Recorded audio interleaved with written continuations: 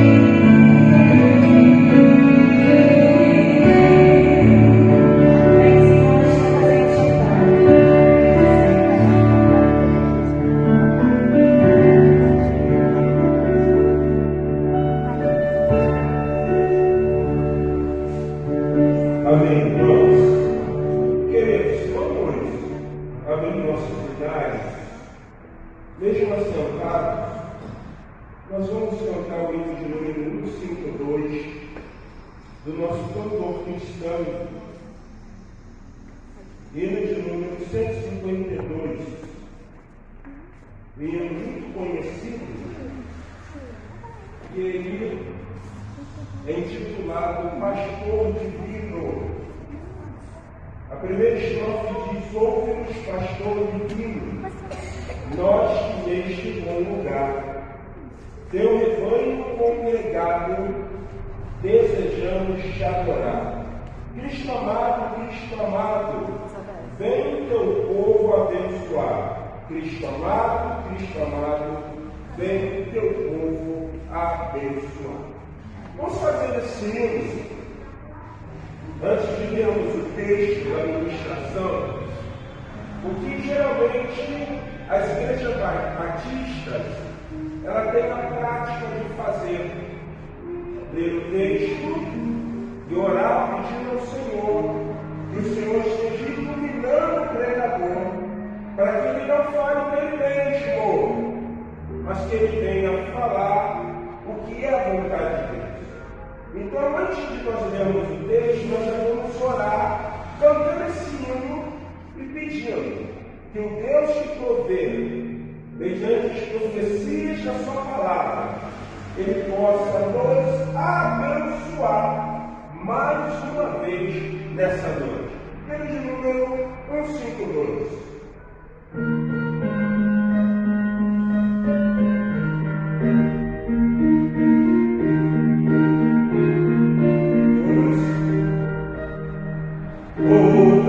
Nos faz contigo,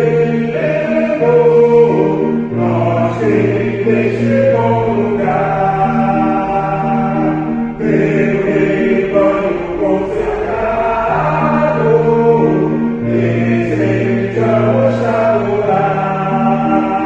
Cristo amado, vem teu povo abençoar. Cristo amado, vem teu povo abençoar. Ao perdido no pecado, sempre ficou fácil ver. Chama os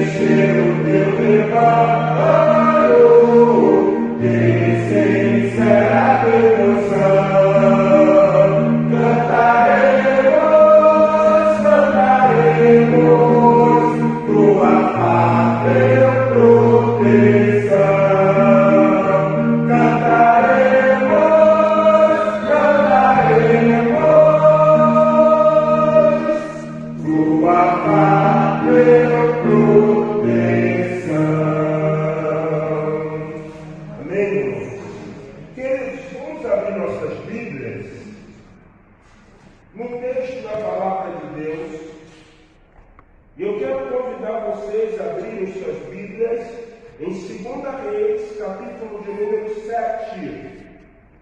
2 Reis, capítulo 7. Um texto muito conhecido. Não é a primeira, não é a segunda ou terceira vez que nós temos a oportunidade de falar a respeito desse texto. O texto é um pouco extenso, porque para que você entenda a prerrogativa do ensino bíblico, você precisa entender o que estava acontecendo em Samaria. Para isso, antes de ler o capítulo 7 com a igreja, eu gostaria de me deter no capítulo 6, do versículo 24 ao versículo 30. 2 Reis, capítulo de número 6, do 24 ao 30. Diz assim a palavra do Senhor: reina a fome em Samaria. Depois disso, ajuntou Ben-Hadad, rei da Síria, todo o seu exército e subiu e sitiou Samaria.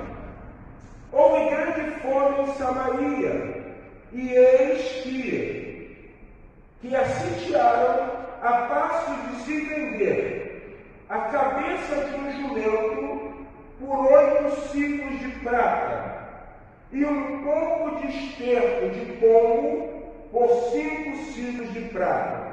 Antes de ler o versículo de número 26, isso precisa ser explicado, né? Uma cabeça de jumento.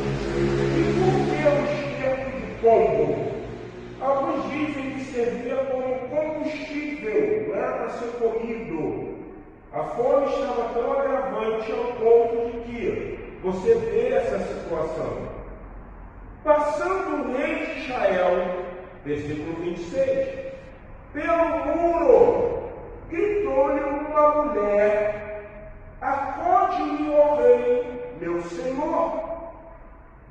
Ele disse: se o Senhor te não acode, donde te acudirei eu?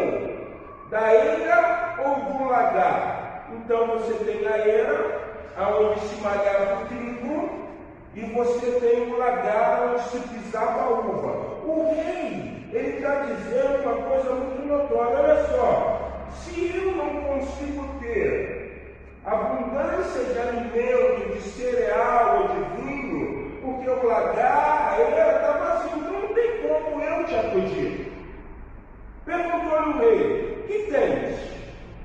Respondeu ela: esta mulher me disse: dá teu filho, para que hoje o comamos, e amanhã comeremos o meu. Cozemos, pois, os meu filho e comemos. Mas dizendo-lhe eu ao outro dia: dá o teu filho, para que comamos, ela escondeu o seu filho. Tendo o rei ouvido as palavras da mulher, rasgou suas vestes quando passava pelo muro. O povo olhou e viu que trazia pano de saco por dentro sobre a pele.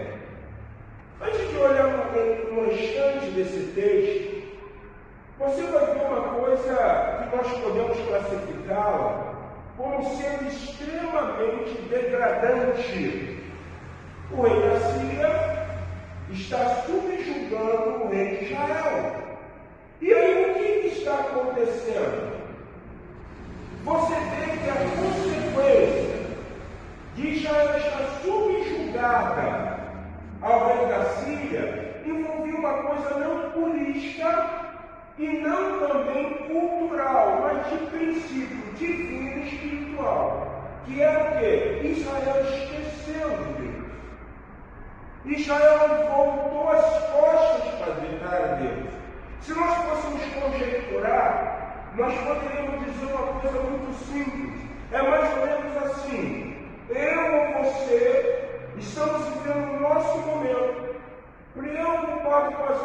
coisas, enquanto está dando tudo certo, nós lembramos de Deus e podemos dizer que falamos a Ele o seguinte: fique aí e deixe o resto por conosco.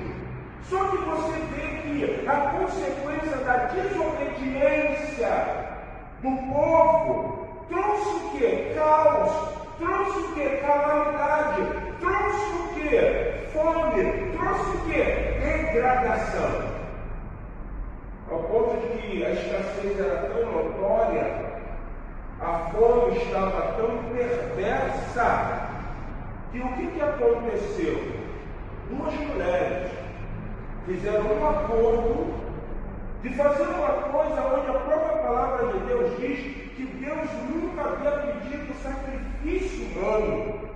Quanto mais uma mãe ter a coragem de matar o seu filho, cozinhar o filho, comer a outra com sentimento materno, falou: isso é loucura isso. É melhor esconder meu filho e não fazer isso.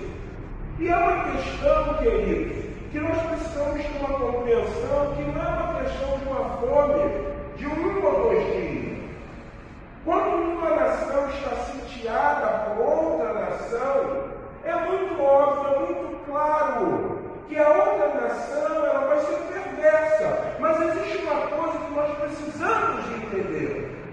A fome não estava reinando porque a Síria simplesmente havia sitiado Israel. Não, a fome estava reinando porque Israel esqueceu de quem? De Deus.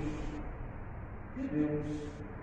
O rei vira-se e ele diz o seguinte: como eu vou fazer isso?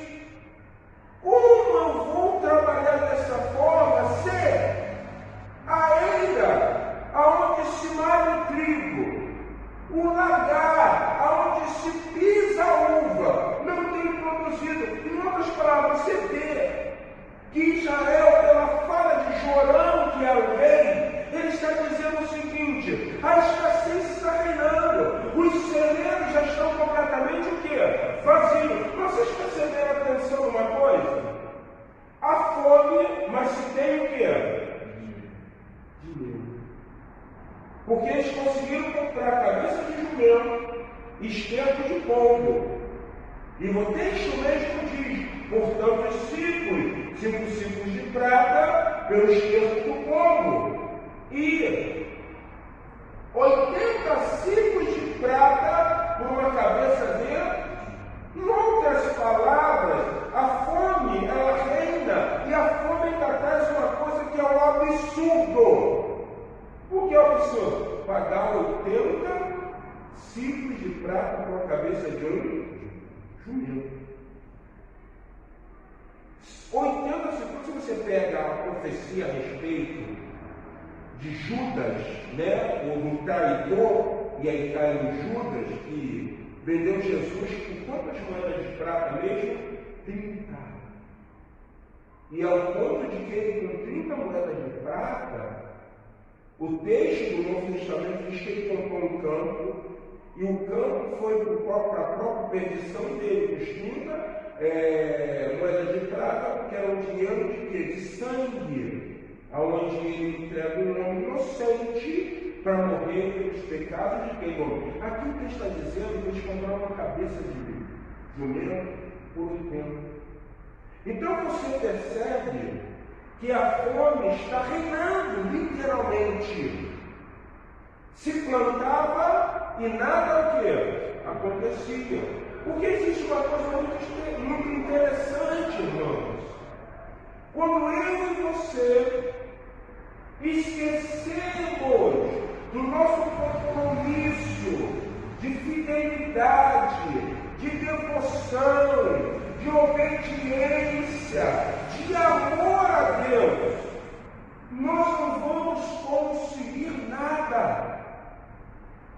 Deus tem por finalidade mostrar: vocês estão numa degradação, não econômica.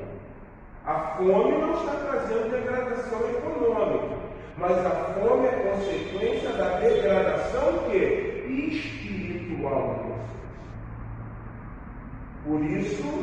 que nós vamos ver a ação de Deus. E uma coisa muito importante, irmão. Eu não sei. Mas Deus é amor. E parece que nós, seres humanos, não conseguimos entender bem essa forma de Deus ser amor. Há degradação espiritual, Deus está triste com o seu povo, tá? Mas Ele não está penalizando, gente. Sabe o que Ele está fazendo? Corrigindo. Assim como um pai que ama o seu filho e o que? Corrige, assim também é quem? O Senhor. Por isso que no texto nós conseguimos entender a profecia bíblica e a finalidade pela qual essa profecia ou essa mensagem é o que? Produzida. Em outras palavras, sabe o que eu quero dizer?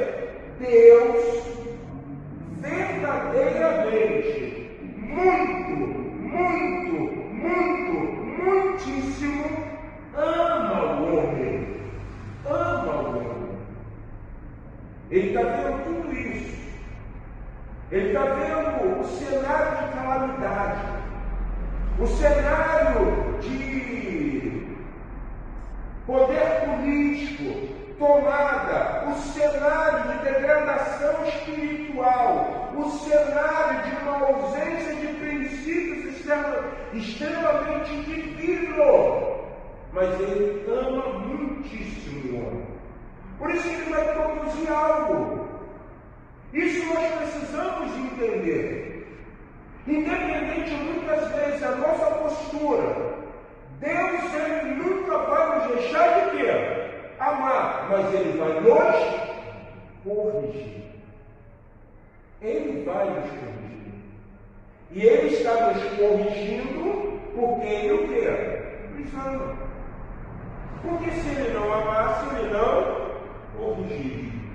Um dia eu estava escutando uma coisa que me chamou muita atenção, compartilhei em casa isso com alguns dos meus familiares, aonde um missionário ele saiu para pregar e casualmente ele pregando o Evangelho de Jesus, ele estava num país onde era proibido a pregação do Evangelho.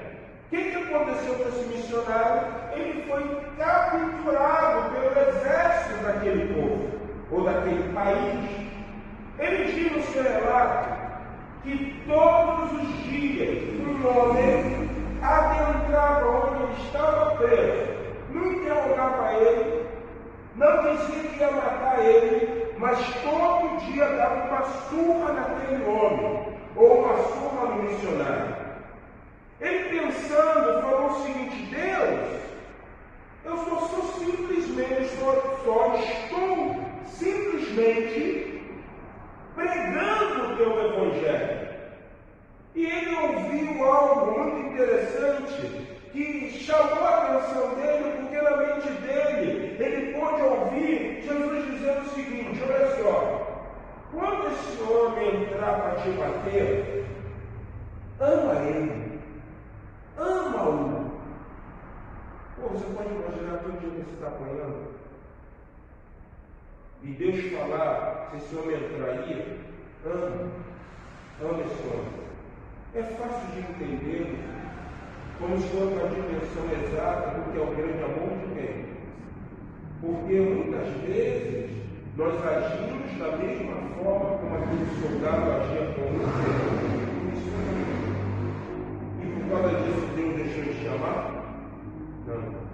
Quando o soldado entrou, ele absorveu o que Deus havia dito. E quando ele fitou o seu olhar no soldado, o soldado virou para ele e disse o seguinte: não me olhe da forma como você está me olhando. Eu não resisto, porque eu vejo no seu olhar amor. Eu estou aqui para te bater, olha como você está me olhando.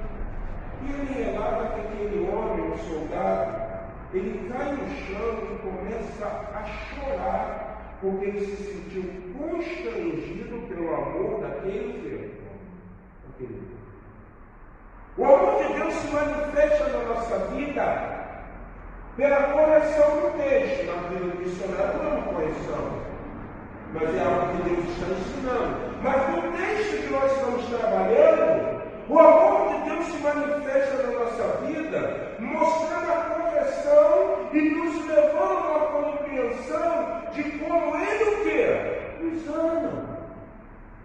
Esse acontecimento desse texto só serve para mostrar uma coisa. E mostrar o quê? Que Deus está constrangendo o seu povo.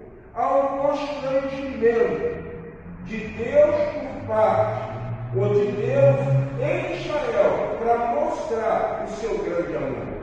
Olha o que diz o versículo 24. 2 Reis 24. Depois ajuntou Ben-Hadad, rei da Síria, todo o seu exército. Perdão, Isaías 24, 31, Isaías 24 é o segundo momento. Eliseu prediz abundância de viveres. O rei rasgou, tendo ouvido a palavra, nós falamos. Disse o rei, versículo 31 de 2 Reis 6. Assim me faça Deus o que lhe aprouver, se a cabeça de Eliseu, filho de Safate, ficar hoje sobre os ombros. Jorão acredita que o maior responsável pelo que está acontecendo com a tribo do norte, com Israel, é a responsabilidade do profeta Eliseu. Estava, porém, Eliseu sentado em sua casa, juntamente com os anciões. E viu o rei Jorão, um homem diante de si. Mas antes que o mensageiro chegasse a Eliseu, disse este aos anciões: vede o filho da homicida. Jorão era filho de Jezabel. Quando filho da homicida, mandou tirar-lhe a cabeça. Olhai, quando vier o mensageiro, fechai-lhe a porta e empurrai-lhe com ela. Porventura não veio após ele o ruído dos pés do seu senhor? Falava ele ainda com eles, os anciões, quando lhe chegou a mensagem. Disse o rei: eis que este mal vem do Senhor. Que mais, pois, esperaria eu do Senhor? Você percebeu uma coisa interessante? Jorão, que é filho de Acabe, que matou inocentemente Nabote, é óbvio que ele é filho de Jezabel. O que Jezabel fez em Israel? Jezabel, ela introduziu o culto a Baal e a Astarote e levou Israel ao pecado. Então você já começa a entender por que a fome. Por que está acontecendo essa escassez? Por que está acontecendo esse declínio de falta de espiritualidade? Quando Jorão quer responsabilizar Eliseu e dizer que a culpa é dele, ele quer que alguém arranque a cabeça de Eliseu. Mas Eliseu fala aos anciões antes de entrar, os servos, os que foram mandados por Jorão, e logo em seguida entra Jorão, e aí Eliseu vai falar com Jorão. A consequência pela qual está reinando a fome. A fome está reinando porque você está andando pelo caminho do seu pai Acabe, porque você está andando pelo caminho da sua mãe Jezabel, porque você está fazendo Israel o quê? Pecar. Olha como Israel está. E aí nós entramos no versículo, ou no capítulo 7, versículo 1. Então disse Eliseu: ouve a palavra do Senhor. Olha o que ele vai dizer para Jorão. Assim diz o Senhor, presta atenção: Se assim diz o Senhor, se é uma palavra, nós temos aqui o início de uma o quê? Profecia. Olha o que Eliseu vai profetizar. Olha a mensagem de Deus. Olha que coisa que podemos classificar como sendo aos nossos olhos, e aí eu poderia dizer, algo inaudito, algo absurdo. Vocês viram no texto que a fome está reinando, ao ponto de que se tem dinheiro para comprar, mas não tem abundância de alimento.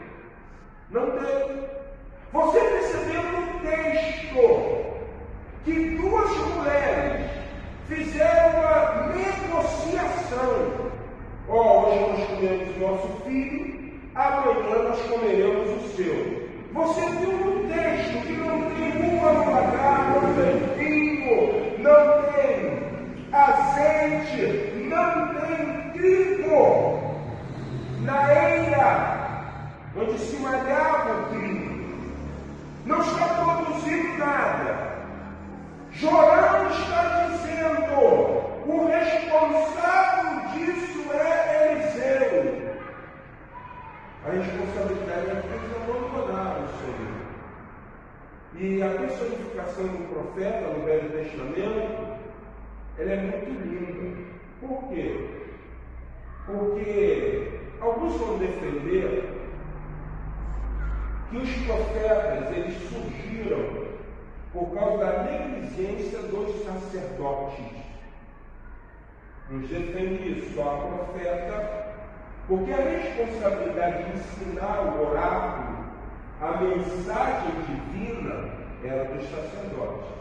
Então você passa a entender que os reis se corromperam, mas também os sacerdotes se corromperam. E aí surgem os profetas, que é o que? A personificação divina. O profeta é aquele que fala em nome do Senhor. Então, quando Eliseu vira para Jorão e ele diz assim: assim diz o Senhor. Jorão sabia, o Senhor vai ver. Nós vamos entender a manifestação de Deus.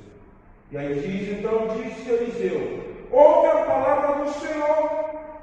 Assim diz o Senhor: amanhã, olha só, amanhã, a estas horas, mais ou menos, dá-se-ão um alqueire de flor de farinha por um ciclo e 2 de cevada por um ciclo, à porta da onde? Gente, você não tem dimensão.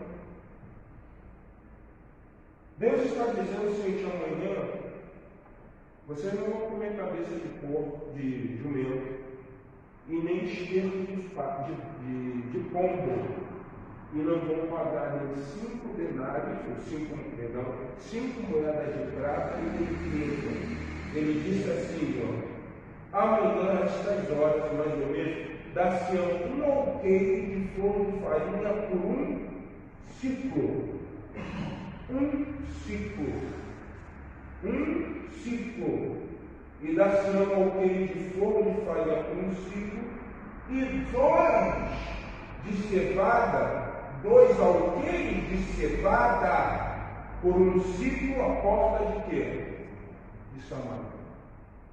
Eu não vou me atrever porque eu dei mole e não pesquisei quanto que era um alqueire. Mas o que você percebe no texto é que com um ciclo vai se encontrar mais coisa do que se encontrou com 80. Você está entendendo? E isso na mente nossa como humanos é algo que você provavelmente diria o seguinte: mas isso é o quê? Impossível. Então a mensagem de Deus, ela tem um compromisso, não com o homem. A mensagem de Deus tem um compromisso com aquele que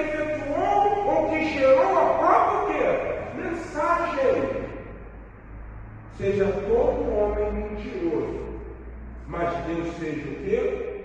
Verdadeiro. Mas existe uma coisa muito notória, presta atenção, segura isso para a tua vida.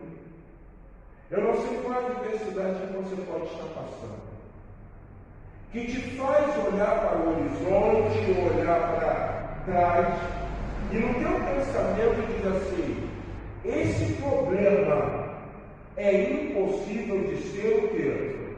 Eu quero dizer para você que não. Da onde você menos espera, Deus vai surgir o quê? Solução. Porque Deus, lembra o que nós falamos? Ele nos corrige, mas Ele não deixa de nos amar. Então deposita a tua fé que Deus é poderoso para trazer um ok, como de farinha, como Ele é poderoso para trazer 2 ok de quê? De cevada.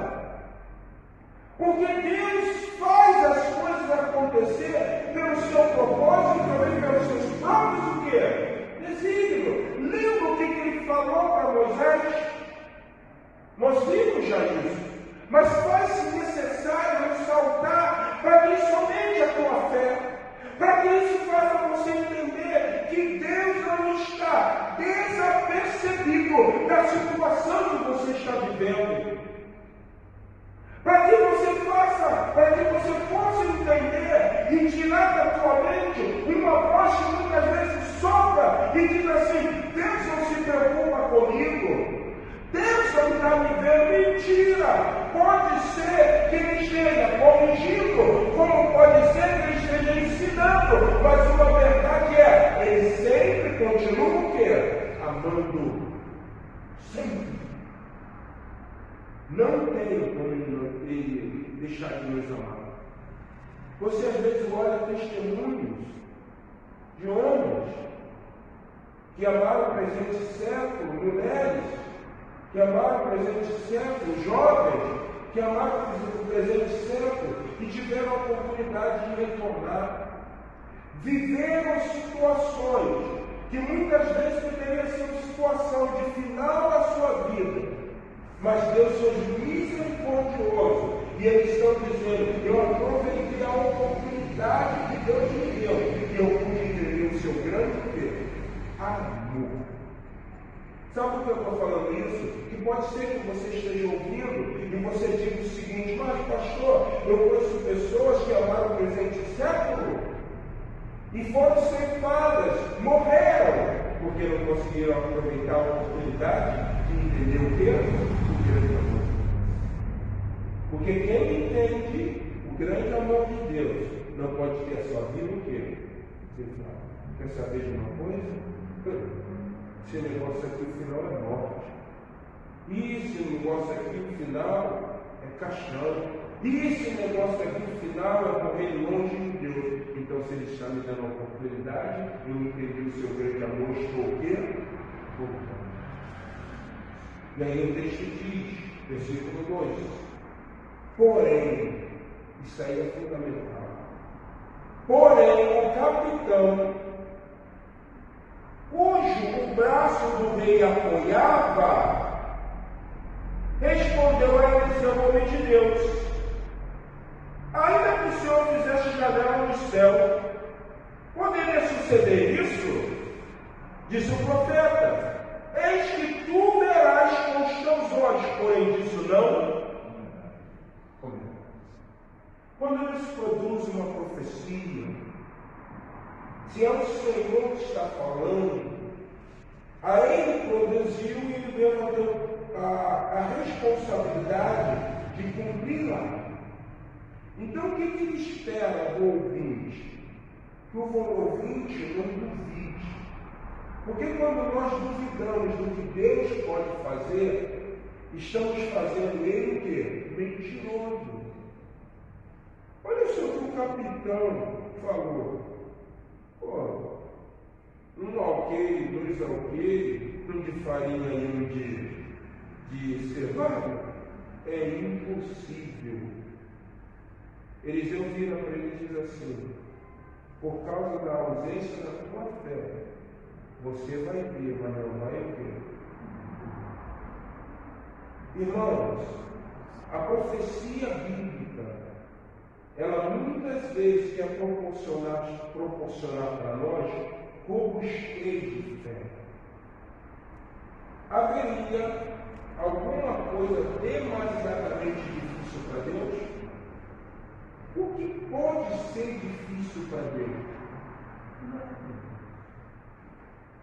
O problema é que muitas vezes nós vamos duvidar pelo âmbito de uma fé cética, porque nós estamos vendo o feito de Deus com a nossa mente. Quem conheceu a mente do nosso Senhor? Eu não posso compreender a minha mente. A minha mente é infrutífera. A minha mente é dúbia. A minha mente é enganosa. Mas a mensagem de Deus é o quê? Verdadeira. Deus está corrigindo a nação. Deus está corrigindo o povo. Mas em todo momento Ele não deixou de quê? De amar. Eu vou ensinar a vocês que vocês me abandonaram. E vou ensinar que vocês me abandonaram. Acabando para vocês uma cisterna coca que não consegue armazenar água. Que vocês deixaram de confiar e confiaram num saco furado, onde você pôs dinheiro, o saquinho furado, e o que acontece? Se esmaga. Eu vou ensinar que vocês precisam confiar em Deus, que não deposita a esperança no poço e nem a esperança no saco furado, mas no Deus que ama. Um Deus que está dizendo assim, que o choro pode durar uma noite, mas a alegria vem pela manhã. De um Deus que está dizendo assim, não andeis ansiosos pelo que vocês vão comer hoje. Não andeis ansiosos pelo que vocês vão vestir. Porque basta cada dia você ter uma fé, que não é cética, mas uma fé num Deus que faz as coisas acontecer numa proporção tão veloz que você não pode o quê? Imaginar. Olha os livros. Nem Salomão, com toda a sua sabedoria, conseguiu o quê? Se vestir como ele. Olha as aves do céu. Elas não semeiam. Elas não colhem, mas todo dia o Senhor as alimenta. Eu gosto do salmista, quando ele diz assim, até a andorinha encontrou ninho para si. Ele está pegando a visão do tempo, onde as andorinhas estavam ali guardadas. E ele diz, e nós encontramos os teus altares, ou nós encontramos o teu altar. E qual a finalidade disso? Se a andorinha está sendo protegida, dentro do templo, nós encontramos o teu altar, porque a tônica cultural diz que quando se toca no altar, se alcança o quê? Favor.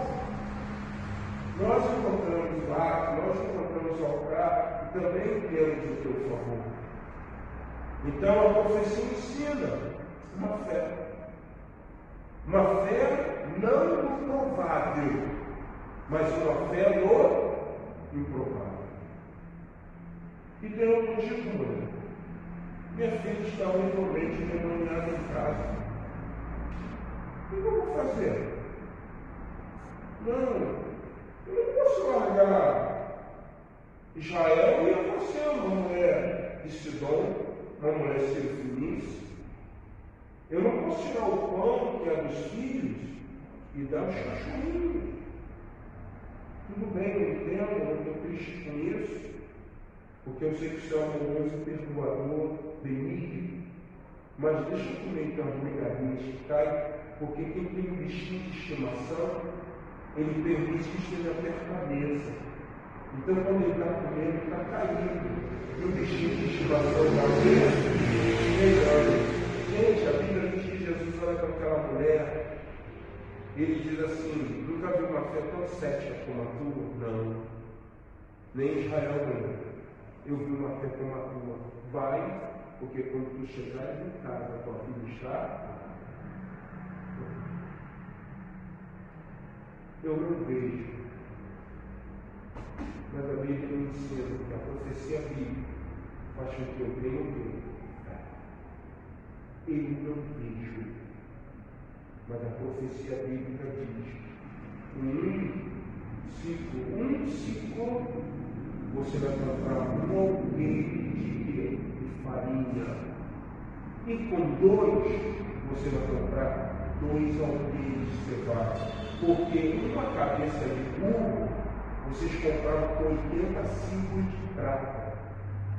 E esterco de pombo vocês compravam sancio e não supriu a necessidade financeira.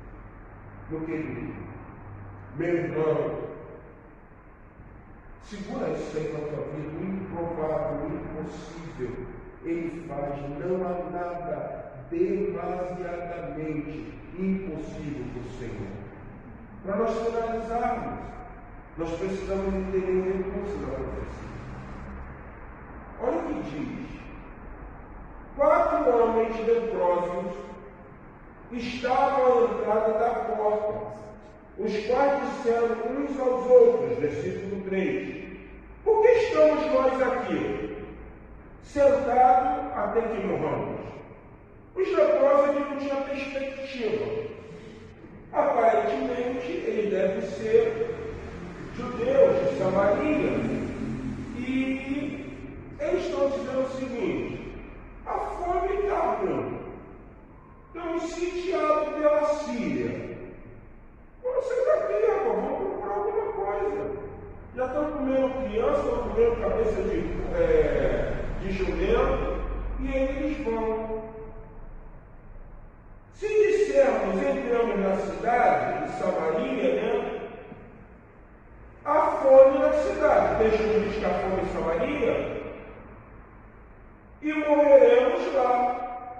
Se ficarmos sentados aqui, também morreremos. Vamos, pois, agora, e Deus colocou Israel de quem? Dos sírios. Se nos deixarem viver, viveremos. Se nos matarem, então somente o quê? Morreremos. Deixa eu falar uma coisa aqui que pode ser que tenha acontecido. Samaria, ela está sitiada pelos sírios. Porque provavelmente a condição do lagar, do trigo, isso aqui. Quando havia sitiamento, tinha que se pagar impostos, tinha que se pagar dinheiro. Então parece que a consequência da idolatria, da desobediência, que era uma advertência para ensinar e mostrar o grande amor de Deus, fez com que o poder da Síria sobre Samaria estivesse o quê? Tirando ou absorvendo toda a sua o quê? Riqueza, condição. Não tem nada no lagar, não tem nada. E aí o que diz ele? Vamos levantar uns copos leprosos e embora. A gente está em Samaria, vamos comer. Se a gente entrar lá no arraial dos Sírios, também vamos o quê? Mas eu não pedi Deus faz. Versículo 5: levantaram-se ao anoitecer, se dirigiram ao anoitecer porque eles iam estar escondidos, a noite é isso, ao arraial dos Sírios. E tendo chegado à entrada do arraial, escreveram: não havia ninguém. Como que no arraial não vai haver Sírio? Tem que estar. Quem for militar sabe, né? Por que muitas vezes na guarda você tem que ficar perto da caixa d'água? Porque o inimigo, se entrar, bota o quê? Veneno, não é isso? Então a caixa d'água tem que estar o quê? Protegida. A porta, a sentinela, é ou é isso? Então como é que os sírios vão deixar o acampamento? Porque a profecia mostra que o autor da mensagem tem compromisso com a sua mensagem. Você está entendendo? Nem que Deus abra a janela do céu, mas ele fala assim: eu não preciso ver a janela do céu. Eu preciso fazer da minha forma com o seu poderoso. Lembra que nós falamos? as soluções para os nossos problemas, às vezes estão longe ou perto de nós. Perto de nós. Mas a nossa mente frutífera gera uma coisa inaudita, grandiosa, ao ponto que você diz: como que eu vou conseguir? Deus está dizendo para você: profecia bíblica produz na tua vida fé. Profecia bíblica produz na tua vida fé. Eu creio, Deus é bom, Ele me ama. Pode estar me corrigindo, também pode estar me ensinando, mas Ele não deixou de me amar.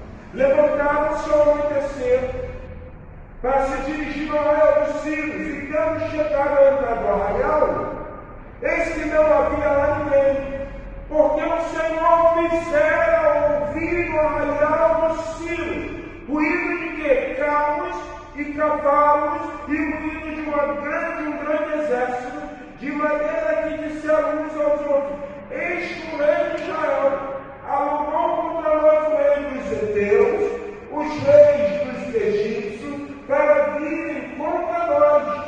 Pelo que se levantaram, fugiram ao anoitecer, deixaram as suas tendas, os seus cavalos, os seus jumentos e o arraial como estava, e fugiram para salvar o quê? A sua vida. Não há alguma coisa impossível para Deus. Se Deus falou que vai ir com o queijo, vai ser comprado com 5 bidões de cevada, ou melhor, bidões de cevada, né? Vai ser comprado por 2. Se Ele falou, Ele está esperando só que eu tenha o quê? A profecia bíblica produz para nós uma esperança, e classificamos essa esperança como o quê? Como fé. Versículo 8, para finalizar, já passei 10 minutos. Chegando, pois, aqueles leprosos à entrada real, entraram numa tenda, e comeram e beberam, tomaram dali a prata, o ouro, vestes, e foram e se esconderam, voltaram à entrada em outra tenda, e dali também tomaram alguma coisa e a esconderam. Você percebeu? Os 4 leprosos, eles entraram em 2 tendas, não foi isso que eles estão dizendo? Cada um viu as 2 tendas, despojo, trouxeram. Para a gente avançar, olha o que diz: então dissemos ao outro: não fazemos bem este dia de boas novas, de notícia, né? E não nos calamos, esperamos até a luz da manhã, seremos tudo culpados. Agora, pois, vamos e anunciamos a casa do quê? Do rei. Vieram, pois, bradaram aos porteiros da cidade e anunciaram, dizendo: fomos ao arraial dos Círios, e eis que lá não havia ninguém, voz de ninguém, mas somente cavalos e jumentos atados, e a tenda como estava. Então o porteiro gritaram e fizeram anunciar a nova no interior da casa do rei. Levantou-se o rei de noite e disse a seus servos: agora eu vos direi o que é que os sírios nos fizeram. Bem sabem eles que estamos esfaimados, por isso saíram do arraial a esconder-se pelo campo, dizendo: quando saírem da cidade, então nos tomaremos vivos e entraremos nela. Então um dos servos respondeu e disse: tomem-se, pois, 5 dos cavalos que ainda restam da cidade, pois toda a multidão de Israel que ficou aqui de resto terá a mesma sorte da multidão de Israel, que já perece. Enviamos homem e vejamos. Você vê, só sobrou 5 cavalos. Tomaram, pois, 2 carros com o cavalo, e o rei enviou os homens após o exército dos sírios, dizendo: ide e vede. Foram após ele até o Jordão, e eis que todo o caminho estava cheio de vestes, de armas que os sírios, na sua pressa, tinham lançado fora. Voltaram os mensageiros e anunciaram ao rei. Presta bem atenção numa coisa. Quando 4 leprosos entraram no arraial, eles foram embora. E você percebe no texto que a narrativa, o autor está dizendo assim: por que eles foram embora?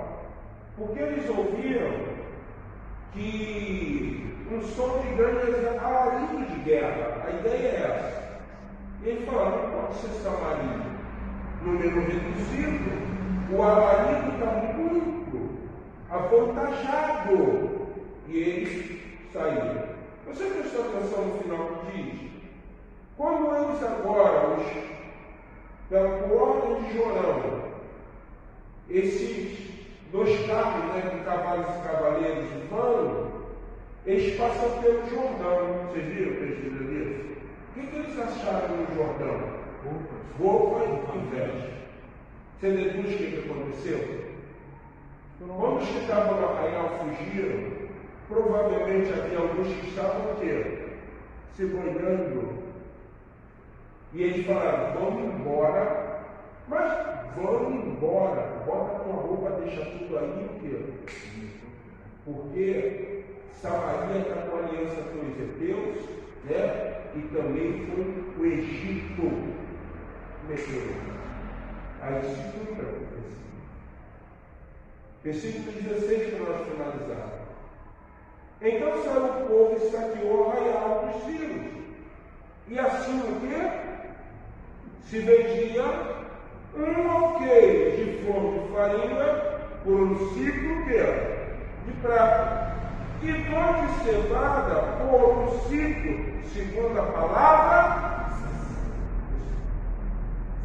A fome reinava. Parecia uma coisa extremamente impossível. Mas quando nós começamos a olhar as profecias como um teor de aprendizado para a nossa vida, nessa noite, Deus nos leva a uma compreensão. Primeira, a mensagem de Deus muitas vezes, ela pode ser uma mensagem que tem a finalidade de nos conduzir novamente ao caminho. Então Ele vai nos corrigir. A mensagem de Deus muitas vezes, quando ela não tem a finalidade de nos conduzir ao caminho correto, por correção, ela traz ensino. E terceiro, a mensagem é produzida para proporcionar na minha e na tua vida o aumento da nossa quê? Da nossa fé. E qual a conclusão disso? É que tanto a correção como a instrução e a dimensão da fé é uma tríplice manifestação do grande amor de Deus. Que Deus, nessa noite, em Jesus Cristo, ensine a cada um de nós. Estamos crendo, confiando. Como Ele vai fazer? Você sabe? Não, Ele. Mas eu tenho uma convicção muito certa, pautada nos textos dele. É que a solução está mais próxima de nós do que nós pensamos. Muito. Que Deus, nessa noite, abençoe nossas vidas. Amém? Vamos colocar de pé, vamos orar, agradecer ao Senhor. Obrigado pela sua predisposição e acompanhar essa live. E Jesus poderosamente abençoe a tua vida. Quero fazer um convite especial a você. Visite-nos, Igreja Batista Memorial Rocha Miranda, Avenida dos Italianos 975. Domingo pela manhã, 8 horas, e à noite, 19 horas. Deus abençoe. Vamos orar finalizando.